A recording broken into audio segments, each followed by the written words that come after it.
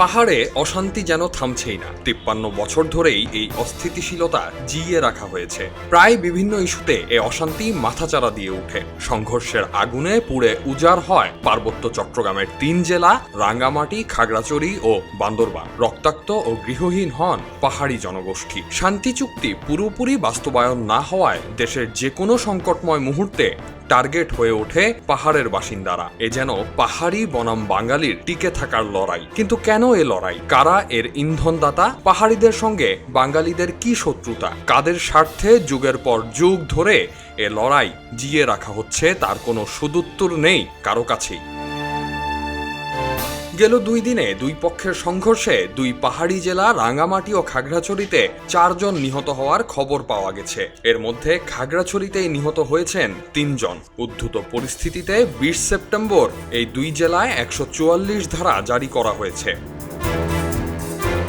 গেল 18 সেপ্টেম্বর খাগড়াছড়ি জেলা সদরে মোটরসাইকেল চুরির ঘটনাকে কেন্দ্র করে কতিপয় পাহাড়ি যুবকের পিটুনিতে মোহাম্মদ মামুন নামের এক যুবক নিহত হন। এই ঘটনাকে কেন্দ্র করে 19 সেপ্টেম্বর বিকালে দীঘিনালা কলেজ থেকে একটি বিক্ষোভ মিছিল বের করে স্থানীয় বাঙালি ও সাধারণ শিক্ষার্থীরা। সেই মিছিলে বাধা দেয় পাহাড়িরা। এক পর্যায়ে তা রূপ নেয় সংঘাতে। সংঘর্ষ চলাকালে দীঘিনালা বাস স্টেশন ও লারমা স্কয়ার এলাকায় 102টি ব্যবসা প্রতিষ্ঠান জ্বালিয়ে দেওয়া হয়। বাড়তে থাকে দুই পক্ষের আহতের সংখ্যা। সেই সঙ্গে কতিপয় স্বার্থান্বেষী মহল সামাজিক যোগাযোগ মাধ্যমে গুজব ছড়িয়ে ক্রমেই পরিস্থিতিকে আরো উত্তপ্ত করে তোলে। সংঘাত ও অগ্নিসংযোগের ঘটনায় পরস্পরকে দোষারোপ করছে পাহাড়ি বাঙালি উভয় পক্ষ। পাহাড়িরা বলছেন অতর্কিতভাবে পাহাড়িদের ওপর হামলা চালিয়ে তাদের দোকানপাট ও বাড়িঘরে আগুন দেওয়া হয়েছে। অপরদিকে বাঙালিদের অভিযোগ সাম্প্রদায়িক দাঙ্গা বাধাতেই উদ্দেশ্যপ্রণোদিতভাবে নিজেদের বাড়িঘরে আগুন দিয়েছে পাহাড়িরা।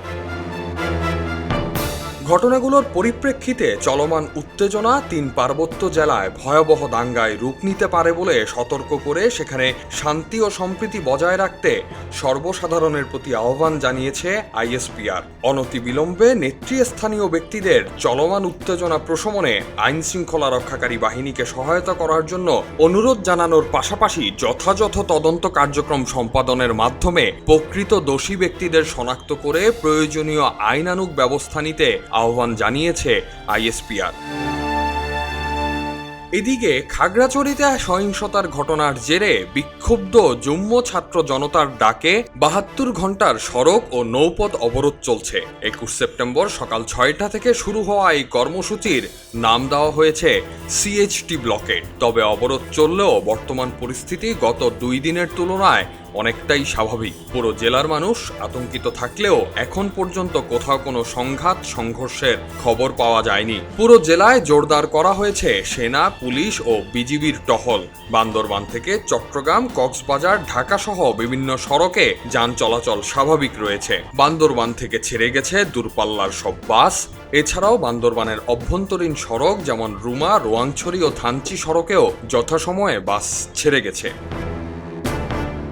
পাহাড়িরা বলছেন পার্বত্য চট্টগ্রামে পাহাড়ি ও বাঙালিরা মিলেমিশেই থাকতে চান। স্বাধীনভাবে বাঁচার অধিকার সবার আছে, কিন্তু একটি মহল উস্কানিমূলকভাবে অনবরত হামলা চালিয়েই যাচ্ছে। পাহাড়ি বাঙালি বিভেদ তৈরি করে পার্বত্য চট্টগ্রামে নীলনকশা বাস্তবায়নের ষড়যন্ত্র আগেও সফল হয়নি, এখনও সফল হবে না। প্রশাসনকে পাহাড়ি এবং সমতলের সব নাগরিকের নিরাপত্তা নিশ্চিত করতে এবং পার্বত্য চট্টগ্রামে জুম্মদের উপর চলমান হামলা, অগ্নিসংযোগ, গুলিবর্ষণ এবং হত্যার ঘটনায় প্রধান উপদেষ্টা ডক্টর মোহাম্মদ ইউনূসের সরাসরি হস্তক্ষেপ কামনা করেছেন তারা।